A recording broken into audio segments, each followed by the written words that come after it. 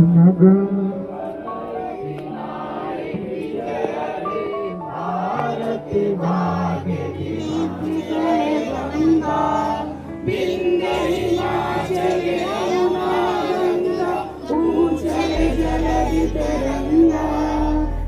सुबह नामे जागे, तबे सुबह आशीष मांगे, गाए तब जय गाता, जन गण मंगलदायक जय हे भारत भाग्य विधाता। जय हे जय हे जय हे जय जय जय जय। वंदे मातरम, वंदे मातरम, वंदे मातरम। भारत माता की जय। सुभाष चंद्र बोस की जय। महात्मा गांधी की जय। वंदे मातरम, वंदे मातरम, वंदे मातरम, वंदे मातरम। भारत माता की जय। आज हम लोग 77वां गणतंत्र दिवस मना रहे हैं। हमें गर्व है कि हम हिंदुस्तान के नागरिक हैं और आजाद देश के नागरिक हैं, और भारत हमारा देश है और हम उसके नागरिक हैं और आजाद हैं। 200 वर्षों की गुलामी के बाद भारत को आजादी मिली है, और इस आजादी के महापर्व में आप सब लोग, हम लोग एक साथ मिल करके सम्मिलित हो रहे हैं। सो धन्यवाद विशेष करके आज के दिन के लिए। इसलिए आदरणीय अतिथिगण, प्रिय भाई और बहनों और मेरे प्यारे देशवासियों, आज हम सब यहाँ 26 जनवरी भारत के गणतंत्र दिवस के पावन अवसर पर एकत्र हुए हैं। यह दिन हमें स्मरण कराता है कि हमारा देश संविधान के अनुसार न्याय, स्वतंत्रता, सामान्यता और बंधुत्व के मूल पर स्थापित है। बाइबल भी हमें सिखाती है कि कोई भी राष्ट्र केवल कानून से नहीं बल्कि धर्म, सत्य और नैतिकता से महान बनता है। हालेलुया। इसलिए गणतंत्र का अर्थ है लोगों के द्वारा, लोगों के लिए, लोगों का शासन। लोगों के द्वारा, लोगों के लिए और लोगों का शासन। बाइबल में भी परमेश्वर ऐसे शासन को पसंद करता है जो न्यायपूर्ण और उत्तरदायित्व हो, और बाइबल का परमेश्वर भी यही चाहते हैं। इसलिए बाइबल स्पष्ट रूप से बताता है, आप नीति वचन 14 अध्याय और वचन 34 को पढ़ेंगे तो बाइबल बताती है कि धर्म से राष्ट्र की उन्नति होती है, परंतु पाप किसी जाति की नाम धराई को घटा देता है। तो बाइबल हमेशा नीति वचन को आप पढ़ेंगे तो वो देश, धर्म, राजाओं की बात करता है और किस प्रकार से हमें राष्ट्र को चलाना है और किस प्रकार से राष्ट्र उन्नति करेगा, भली भांति नीति वचन हमें सिखाती है। बाइबल भी परमेश्वर के ऐसे शासन को पसंद करता है जो लोग न्यायपूर्ण और उत्तरदायित्व हो। इसलिए भजन संहिता 89 वचन 14 में लिखा है, न्याय और धर्म सिंहासन की नींव है। न्याय और धर्म जो होती है वो सिंहासन का नींव है। बाइबल यही सिखाती है। जब किसी देश की नींव न्याय और धर्म पर होती है तब वह देश स्थिर और सुरक्षित भी होता है। इसलिए न्याय और धर्म जिस देश का खराब होगा तो उसकी नींव जो है वो ठीक नहीं होता है। लेकिन भारत अभी तक ठीक है और परमेश्वर पिता का धन्यवाद देते हैं भारत देश के लिए, जहाँ पे 1 अरब 40 करोड़ लोग इस पूरे देश में रहते हैं, जो भिन्न भिन्न भाषा बोलने वाले, भिन्न भिन्न धर्म को मानने वाले, गरीब, अमीर और विभिन्न प्रकार के समुदाय से रहने वाले लोग। लेकिन भारत हमारा स्वतंत्र है और किसी भी धर्म को मानने के लिए यहाँ पे आजादी है और हम स्वतंत्रता के साथ यहाँ पे जीवन जी सकते हैं। हमारा भारत का संविधान भी यही हमें सिखाती है। भारत का संविधान हमें स्वतंत्रता की आज़ादी देती है और हमें सिखाती है कि हम यहाँ पे स्वतंत्र हैं और हम किसी भी धर्म को मान सकते हैं, उसकी प्रचार प्रसार कर सकते हैं और उसमें हम आगे बढ़ सकते हैं, क्योंकि संविधान का 25 जो आर्टिकल है वो हमें इस बातों की आज़ादी देता है। इसलिए पवित्र शास्त्र बाइबल और संविधान की यदि तुलना करें तो बाइबल भी आपको न्यायपूर्ण जीवन जीने के लिए बात करता है। जैसे कुछ चीजें जो मैं आपको बताऊंगा आज कि संविधान का मूल्य और बाइबल का सिद्धांत क्या है। दोनों, संविधान का मूल्य और बाइबल का जो सिद्धांत है। जैसा न्याय की यदि बात करें तो हम किसी भी देश का व्यक्ति हो, हम भारतीय हैं, लेकिन भारत में न्याय की आवश्यकता है और बाइबल बताती है कि तुम न्याय से काम करना। मीका की पुस्तक 6 अध्याय और वचन 8 में पवित्र शास्त्र बाइबल सिखाती है कि तुम जो कुछ भी करो वो पक्षपात मत करो, बल्कि न्याय से काम करो। ये बाइबल हमें शिक्षा देती है। दूसरा, स्वतंत्रता लोगों के लिए चाहिए, यानी कि आजादी, जो आज हम 26 जनवरी को सेलिब्रेट कर रहे हैं, आजादी राष्ट्रीय पर्व के रूप में। और बाइबल भी आजादी यानी स्वतंत्रता की बात करती है, क्योंकि यीशु मसीह ने यूहन्ना रचित सुसमाचार 8 अध्याय और वचन 32 में कहा कि सत्य तुम्हें स्वतंत्र करेगा। जब तुम सत्य को जानोगे तो सत्य तुम्हें स्वतंत्र करेगा। यानी कि सत्य हमें आजादी देती है, हमें स्वतंत्र करती है, यानी कि हम गुलाम नहीं हैं। गुलामी 2 प्रकार से होती है।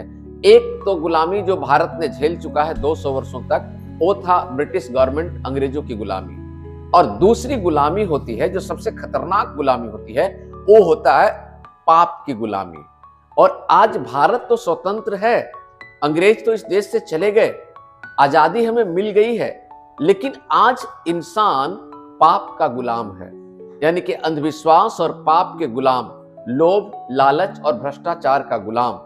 और यीशु मसीह इसी बात को कहते हैं कि सत्य को जानोगे और सत्य तुम्हें स्वतंत्र करेगा, पाप से स्वतंत्र करेगा। यानी कि हर एक व्यक्ति को आज स्वतंत्र होने की आवश्यकता है, अंग्रेजों से नहीं, बल्कि हमें पाप से स्वतंत्र होने की आवश्यकता है। जैसे भारत की आजादी दिलाने के लिए महात्मा गांधी ने एक लंबी लड़ाई लड़े और तब हमारा देश जो है आजाद हुआ। उसी प्रकार से पवित्र शास्त्र बाइबल बताती है कि भारत विश्व की आजादी के लिए, यानी मानव जाति की पाप से आजादी के लिए यीशु मसीह ने एक बड़ी कुर्बानी दिया, और वो कुर्बानी क्रूस के ऊपर मिला और यीशु मसीह ने पाप के ऊपर विजय हुआ। और यीशु मसीह ने कहा कि जो कोई भी मुझ पर विश्वास करेगा वो पाप के रास्ते में नहीं चलेगा। तो जैसे गांधी जी के द्वारा भारत को आजादी मिली, उसी प्रकार संपूर्ण मानव जाति के लिए प्रभु यीशु मसीह ने क्रूस के ऊपर अपना प्राण दिया, ताकि लोग पाप से और अपराधों से यीशु के ऊपर विश्वास करने के द्वारा वो आजादी पा सकें। तो सबसे बड़ी जो आजादी है, एक तरह से देखा जाए तो हमारे देश के लिए, जैसे राष्ट्रपिता महात्मा गांधी का हम लोग नाम लेते हैं, उसी प्रकार पूरे विश्व के लिए, पूरी मानव जाति के लिए आजादी को लेकर के प्रभु यीशु मसीह इस दुनिया में आए, जिन्होंने क्रूस के ऊपर अपने ही प्राण को कुर्बान किया और अपने ही लहू दे करके आजादी दिया पाप से। ये पवित्र शास्त्र बाइबल बताती है, क्योंकि एक समय था जब इजरायली मिस्र में गुलाम थे राजा फिरौन का, और राजा फिरौन जो है इजरायलियों पर बहुत अत्याचार करता था, उनको जबरदस्ती बेगारी कराता था, उनको काम करवाता था, उसके लिए अच्छे रहने के लिए जगह नहीं, अच्छी खाना नहीं, अच्छी जीवन शैली नहीं, और वो त्राहिमाम हो चुका था, त्रस्त हो चुका था इजरायली। तब परमेश्वर ने उस समय में एक व्यक्ति को, मूसा जिसका नाम था, उसे परमेश्वर ने मिस्र में भेजा था, जिसका जन्म खुद मिस्र में हुआ था। और परमेश्वर ने उस समय में एक बड़ा आजादी मूसा के द्वारा परमेश्वर ने दिया इजरायलियों के लिए, और करीब 25 लाख से एवं इजरायलियों को परमेश्वर ने, महान मूसा एक अगुआ जिसको खड़ा किया था परमेश्वर ने, उसके द्वारा आजादी दिया और उसे कनान देश में ले आकर के उन लोगों को एक जमीन, घर और सब चीजों को दिया था। और उन दिनों का सबसे बड़ा महान व्यक्ति जो था वो मूसा था, जिसने इजरायलियों को एक बड़ा आजादी दिलाया था। जैसे हमारे देश में यदि आजादी की नाम लिया जाता है, स्वतंत्रता के नाम लिया जाता है, तो सबसे बड़ा नाम जो आता है वो आता है राष्ट्रपिता महात्मा गांधी का। लेकिन उनके साथ साथ और उनके सहयोगी थे, डॉक्टर भीमराव अंबेडकर थे, सुभाष चंद्र बोस थे, है ना, बहुत सारे लोग उनके साथ थे जिन्होंने उस लड़ाई में शामिल हुए और कुर्बानियां दिया। लेकिन सबसे मजेदार बात मैं आपको बताना चाहता हूं कि अहिंसा की जो, सत्य अहिंसा की जो लड़ाई शुरुआत किए, वो थे महात्मा गांधी, जिन्होंने खून नहीं चाहा, अहिंसा उन्होंने चाहा, उन्होंने प्रेम से सब काम को करना चाहा। क्योंकि ये जो महात्मा गांधी जो थे वो बाइबल से, यीशु मसीह से बहुत प्रभावित थे, क्योंकि दक्षिण अफ्रीका में पढ़ाई के दौरान, वकालत करने के दौरान उनकी दोस्त जो थे एक पास्टर थे, और उस पास्टर के द्वारा, संगति के द्वारा बाइबल की नया नियम महात्मा गांधी को मिला था और उन्होंने उसे पढ़े थे और इसीलिए वो बाइबल से काफी प्रभावित हुए थे।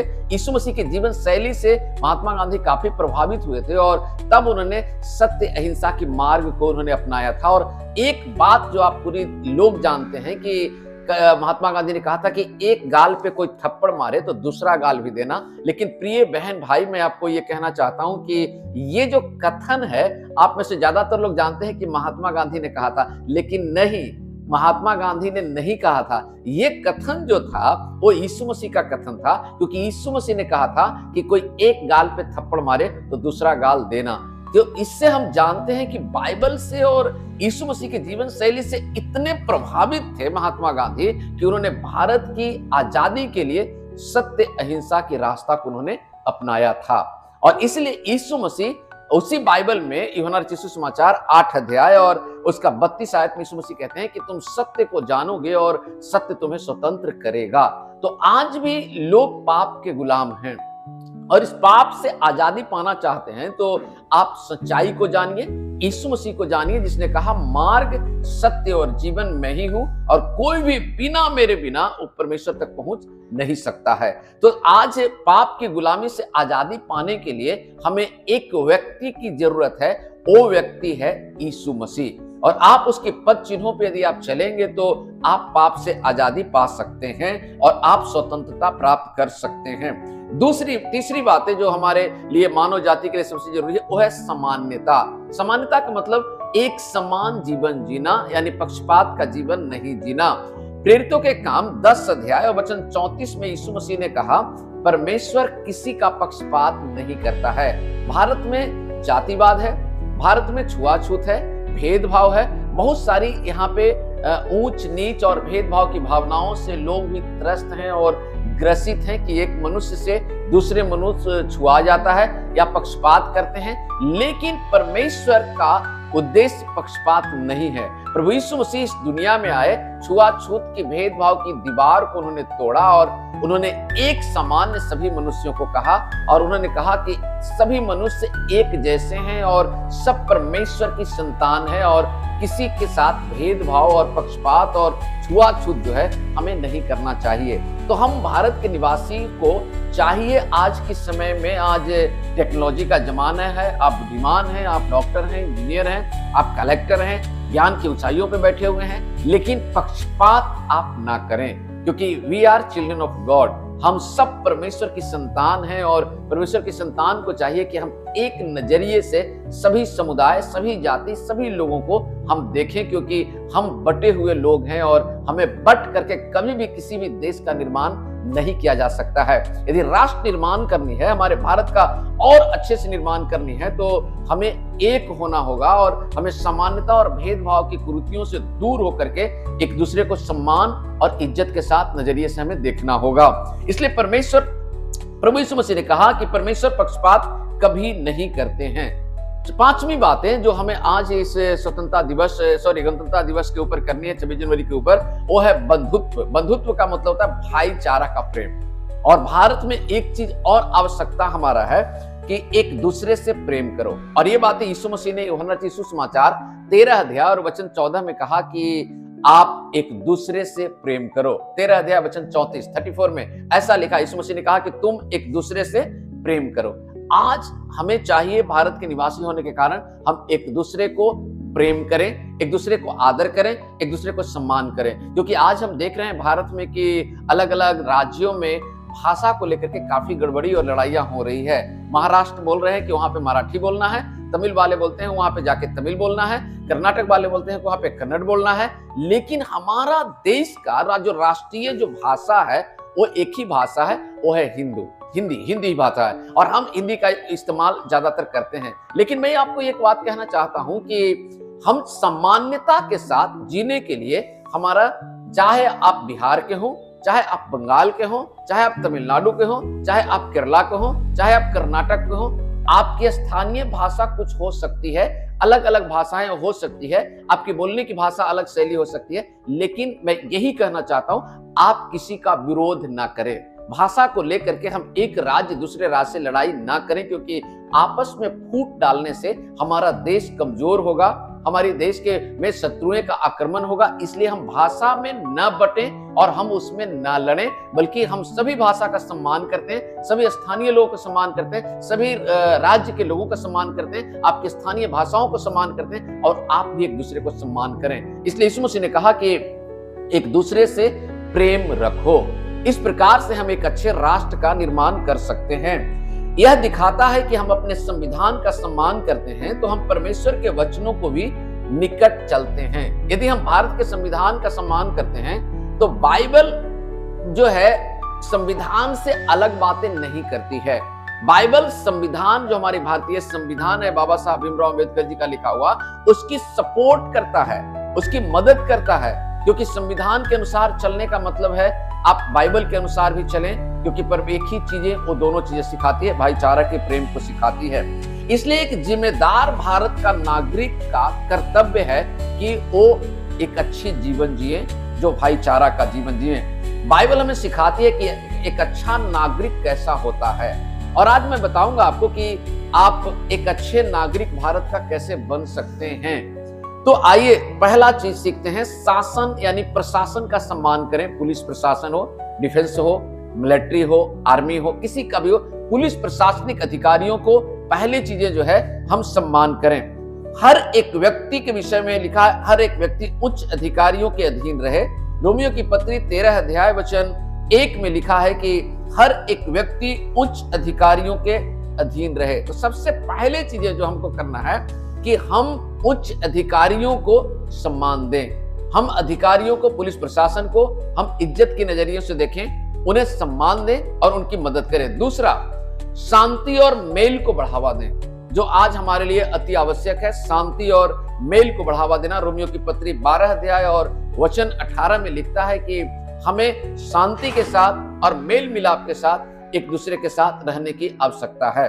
तीसरी बात है देश के लिए प्रार्थना करना। बाइबल सिखाती है हमें कि आप जिस देश में रहते हैं उस देश की राजाओं के लिए, उस देश के हाकिमों के लिए, उस देश के राष्ट्रपति के लिए, उस देश के प्रधानमंत्री के लिए, उसकी सलामती के लिए आप प्रार्थना करें। इसलिए राजाओं और सब उच्च पद वालों के लिए प्रार्थना करो। पहला तीमुथियुस 2 अध्याय वचन 1 और 2 में लिखा है कि राजाओं और सब उच्च पद वालों के लिए प्रार्थना करो।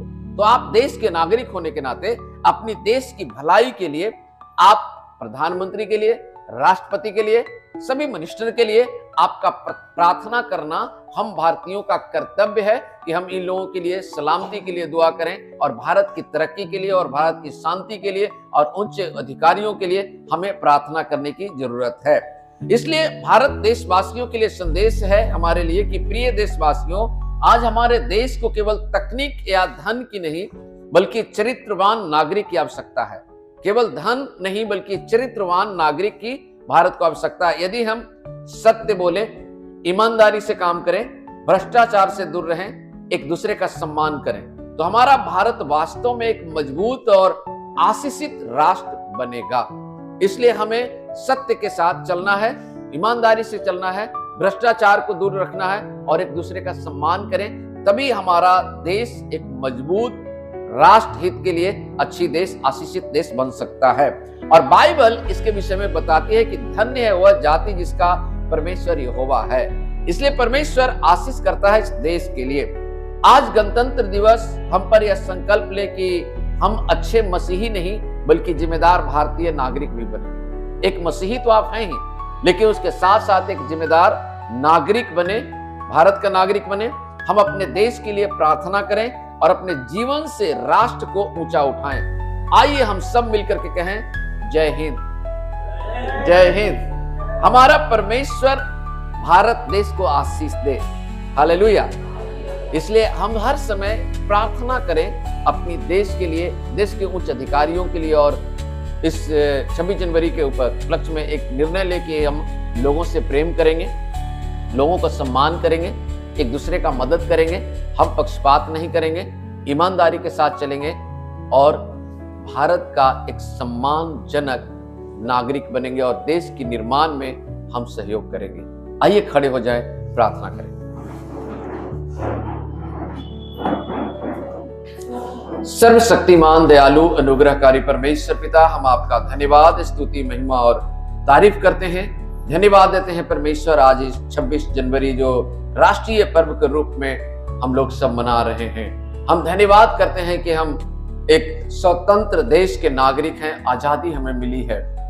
लेकिन परमेश्वर में प्रार्थना करता हूं इस भारत देश के लिए, प्रधानमंत्री के लिए, राष्ट्रपति के लिए, डिफेंस मिनिस्टर के लिए, अलग अलग लोग जो मंत्रियां यहाँ पे हैं प्रभु, पुलिस प्रशासन के लिए, हर एक राज्य के मुख्यमंत्री के लिए, डीएम के लिए, एसपी के लिए, प्रशासनिक उच्च अधिकारियों के लिए प्रार्थना करते हैं। परमेश्वर इस देश का प्रभु भला करने के लिए परमेश्वर आप मदद करिए प्रभु, इन्हें ईमानदारी पूर्वक काम करने के लिए परमेश्वर, जो जिम्मेदारियां इन्हें मिला है परमेश्वर, उस कर्तव्य को पूरा करने के लिए प्रभु आप सहायता और मदद करिए। इस भारत देश के ऊपर प्रभु आपकी अनुग्रह, आपकी आशीष और आपकी दया बनी रहे प्रभु जी। हम इस भारत की शांति के लिए प्रार्थना करते हैं, एकता और प्रेम के लिए प्रार्थना करते हैं, मेल मिलाप के लिए प्रार्थना करते हैं, पक्षपात रहित जीवन जीने के लिए प्रार्थना करते हैं, अंधविश्वास से अलग रहने के लिए प्रार्थना करते हैं। हम प्रार्थना करते हैं परमेश्वर लोग सत्य को जाने और सत्य उन्हें स्वतंत्र करे प्रभु, ईमानदारी का जीवन जिए प्रभु, हमारा देश भ्रष्टाचार मुक्त देश होने पाए प्रभु जी,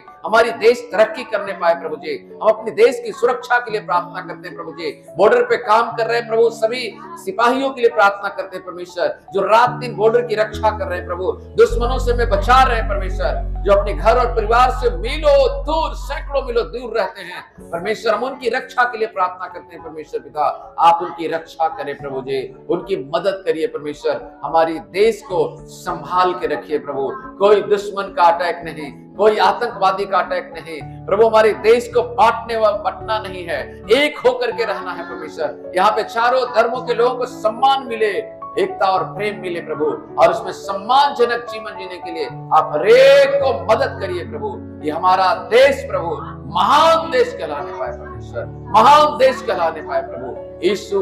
धन्यवाद करते हैं, प्रार्थना करते हैं प्रभु जी, आपकी अनुग्रह, आपकी दया, आशीष हमारे देश के प्रधानमंत्री मोदी जी के ऊपर, हमारे देश के राष्ट्रपति मुर्मू जी के ऊपर परमेश्वर बना रहे प्रभु, बिहार के मुख्यमंत्री प्रभु नीतीश कुमार के ऊपर परमेश्वर, राज्यपाल के ऊपर प्रभु आपकी करुणा, आपकी दया और आपकी आशीर्वाद बना रहे परमेश्वर पिता। हम बिहार के ऊपर प्रभु हम सुरक्षा के लिए प्रार्थना करते हैं, बिहार की एकता प्रेम के लिए प्रार्थना करते हैं प्रभु, बिहार में आत्मिक आजादी के लिए प्रार्थना करते हैं, आपकी स्वतंत्रता के लिए प्रार्थना करते हैं प्रभु। आशीष दीजिए, आशीष दीजिए यीशु मसीह के नाम से, आमीन। जय हिंद। जिंदा परमेश्वर यीशु मसीह को मैं बहुत बहुत धन्यवाद करता हूँ, जिन्होंने मुझे एक तरह से कहिए तो कचड़े से उठा करके मुझे एक नया जीवन दिया। मैं बहुत ही नशा में रहता था, बहुत ही हर तरह के नशा गलत काम में रहते थे। जिंदगी ऐसा तंग हो गया था कि अच्छा खासा पैसा वेतन कमाने के बावजूद भी, अच्छा घर परिवार होने के बावजूद भी कचड़े की हालत था। लेकिन जब अद्भुत परमेश्वर ने मुझे छू करके घर के अंदर जब मेरा जीवन को हील किया प्रभु ने, आज मेरा जीवन 5 साल से ऐसा बदल गया है जब वैसे नहीं लगता कि कभी कोई नशा भी करते थे। इस वजह से यह प्रभु ने मुझे अच्छे मार्ग पर लाया, और मैं विश्वास करता हूँ कि यहाँ आने वाले हर इंसान का जिंदगी बदल ही जाएगा। मुझे स्वर्ग से परमेश्वर ने आके आशीष दिया है। सोचिए, घर में अच्छा नौकरी करने वाले होने वाले पिताजी होने, सब चीज घर में नौकरी होने वाला, घर से भाग गए थे। दिल्ली में, मुंबई में सब जगह प्लेट धो रहे थे, घूम रहे थे, जिंदगी बुरा हाल हो गया था। 3 दिन भूखा ट्रेन में घूम रहे थे, आंख से आंसू गिरता था लेकिन बर्दाश्त करते थे। आपस में लोग बैठ करके ट्रेन में लोग खाता था निकाल करके, मैं सोचता था कि इसके पास मांगूं कि नहीं मांगूं। ट्रेन में एक बार हाथ सोचा कि ऊपर से निकाल के खाता इसी में लगता है, एक बार हाथ मैंने बढ़ाया निकाल के खाने के लिए, लेकिन मेरा हाथ रुक गया कि नहीं ये चोरी काम नहीं करता, भले भूखा रहूँगा। ट्रेन रुका, पानी भरे, बोतल में भरे, अब पानी पी के पेट भर ले। उस परिस्थिति से गुजरी कौन था? प्रभु था मेरे साथ। प्रभु ने देखा तू सचमुच ये सारी दुख को प्रभु ने मुझे सहायता दिया है। घर में सब चीज रहने के बाद भी, घर के भागने के बाद ऐसा हालत हो गया था मेरे साथ, हमने कभी सोचा कि इस पोजीशन पर एक दिन आऊंगा मैं। लेकिन इस पोजीशन आने के लिए भी 4 मद्रासी लोगों ने हमको प्रार्थना किया था। हम कहे ये कौन है यार, कौची बोलता है। और जहाँ सोते थे ना, आए खड़खड़ा करके जा रहे थे हम रूम से निकल के, भोरे भोरे इधर सुनने का इधर सुनने का। क्या है भाई? यीशु मसीह के बारे में जाने के। अच्छा तू ही बता, हम जा रहे थे घूमने के लिए, चल तू ही बता यीशु मसीह क्या है बताओ। वो इसी बता के अपना भाषण में हम लोग प्रार्थना किए, और उसके अंदर प्रार्थना करना वो मेरे लाइफ के लिए था। और जब रूम पर आए, जब सोते रात में होटल में प्लेट धोकर के आया, जब छुट्टी होता था, और जब आ करके सोए, देख रहा हूँ सपने में क्या कि मैं स्टार लगा करके ड्यूटी कर रहा हूँ, और 4 बजे भोर के समय, और जैसे नींद टूटा, दरवाजा पर कोई खटखटा रहा था जबरदस्त। अरे भाई उठ हमको उठा रहा था। हम कहे अरे यार जाना यार, सवेरे सवेरे तो रात भर जाके आए, नहीं जाना है तोरा साथ, हमारा नहीं जाना है तू लोग के चक्कर में हमको। लेकिन वो उठाने वाला प्रभु था, और वो मैं आज रियल में देख रहा हूँ। ये कोई बनावटी नहीं, ये रियल गवाही है। जो परिस्थिति आता है तो समझिए आपका जीवन में कुछ बदलाव है। लेकिन मैंने कभी किसी के साथ इतना होने के बाद भी मैं किसी के साथ रॉन्ग नहीं किया। चोर भी संगत मिलता था, पॉकेट मार करने वाला, दम चलते पॉकेट मार के धर ले, ऐसा संगत मिलता था। लेकिन नहीं यही तो काम खत्म। भले होटल में धोना ठीक बात है, पेट धो लेंगे ठीक है, खाना खा ले, भैया हमारा घर में सब पुलिस वाला है। हम लोग क्या पता ये लोग के सामने हम कैसे हैं, कहा हम तो इंग्लिश पैंट पहने हुए, उजला शर्ट पहने हुए घर से भागे हुए थे। लड़का कोई सोचा कि अरे कहाँ से लड़का आ गया, उसको होटल वाला रखता था उस आदमी। ऐसे हालत था।